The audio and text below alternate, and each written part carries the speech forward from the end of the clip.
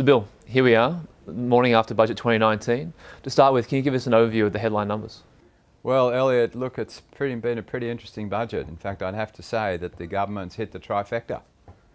They've got surpluses, they're hitting infrastructure, and they're doing tax cuts. It's a very pleasing mix of budget strategy. Obviously, there's some issues there that we would have forecast differently. We think their growth numbers are too strong. We think that their wages numbers are too strong. But on the other hand, they've been very cautious on their commodity prices, and the commodity price is so important. Talking about a $55 iron ore price by March 2020. The spot is currently $85. We don't think it will fall anything like that pace.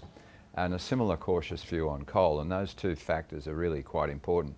So even though we're expecting weaker growth in consumption, in business investment, in housing construction and GDP, because we have stronger commodity prices, the net effect is that the actual estimate on the size of the economy's growth, we're about 3% and the government's about 3.25%. So we're not far out of line with them in terms of those growth forecasts. Therefore, I would expect that the surplus numbers that they're talking about, $7 billion next year, $11 billion the year after, $18 billion the year after, are quite achievable.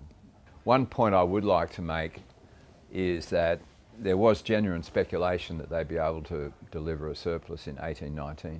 That would have been incredibly valuable for them from a political perspective, because we know we're going to an election. And if they'd been able to say that, well, we did generate the first surplus, whereas now, of course, there'll be that question mark, well, you're still only forecasting a surplus.